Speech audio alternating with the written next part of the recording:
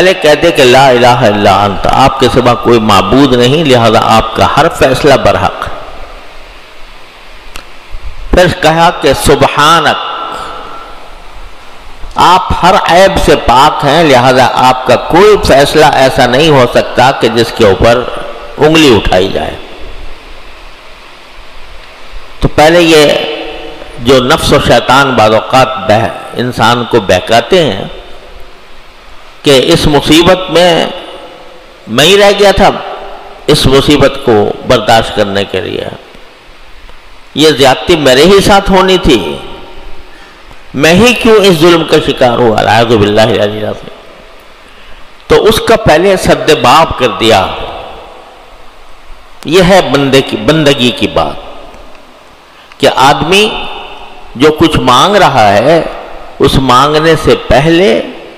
اس بات کی وضاحت کر دے کہ اللہ میرا عقیدہ یہ ہے کہ آپ کا ہر فیصلہ برحق، آپ کے کسی فیصلے میں کوئی عیب نہیں، آپ کی ذات بے عیب ہے۔ ہاں انی کنت من الظالمین، میں ہی ظلم کرنے والوں میں تھا،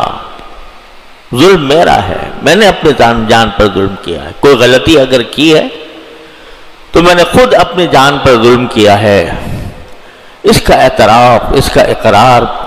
پروردگار کے سامنے کرنا، یہ دعا کے عجیب آداب میں سے ہے۔ یعنی بعض اوقات جب کوئی شخص یہ کہتا ہے نا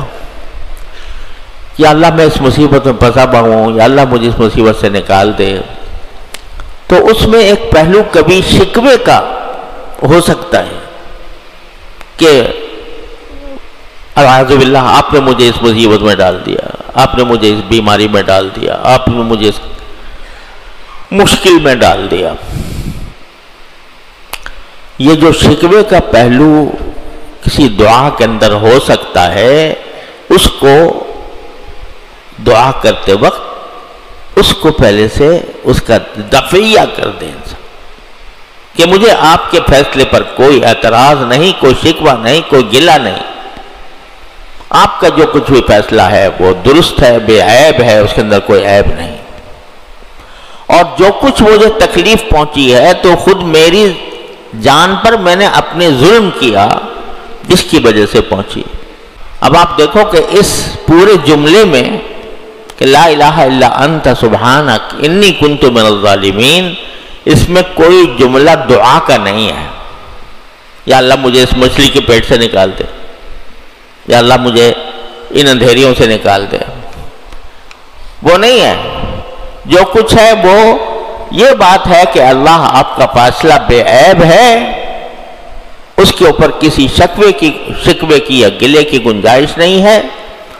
اور جو کچھ غلطی ہے میں جو اس مشکل میں پھنسا ہوں وہ خود اپنے کیے کی وجہ سے پھنسا ہوں، انی کنت من الظالمین۔ اب آگے یہ بات یا اللہ پھنس تو گیا ہوں، مجھے نکال دیجئے اس سے، یہ جملہ بھی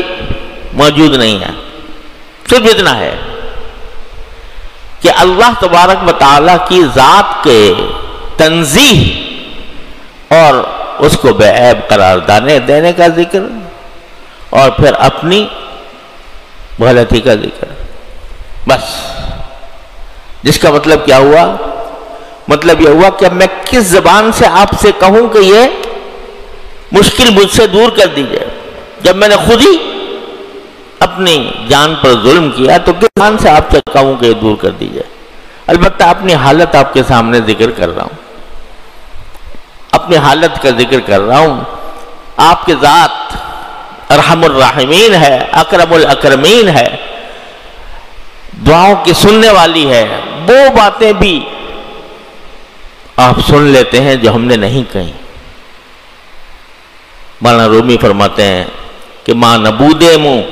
تقاضا ما نبود، ما نبود مو تقاضا ما نبود، رحمتت نہ گفتہ امامی شنود، کہ نہ تو ہم تھے نہ ہمارا کوئی تقاضا تھا، لیکن آپ نے ہماری وہ بات بھی سن لی جو ہم نے نہیں کہی تھی۔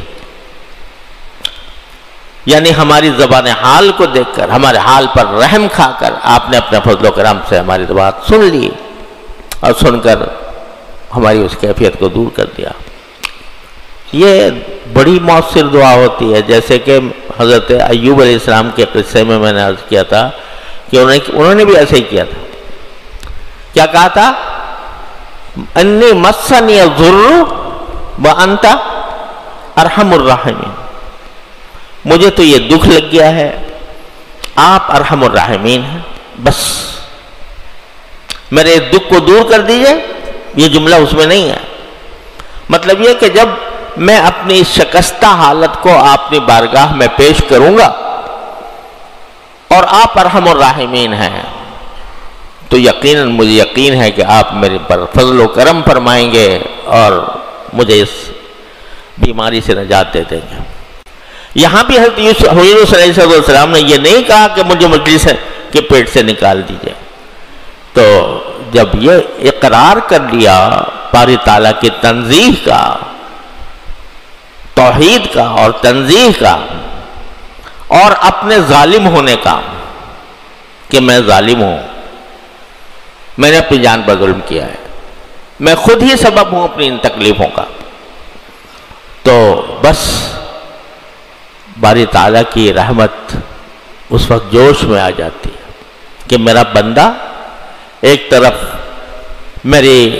تنزیہ کر رہا ہے اور دوسری طرف اپنے ظلم کا اقرار کر رہا ہے،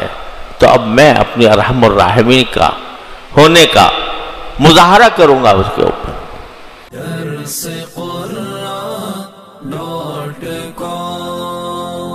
www.darsequran.com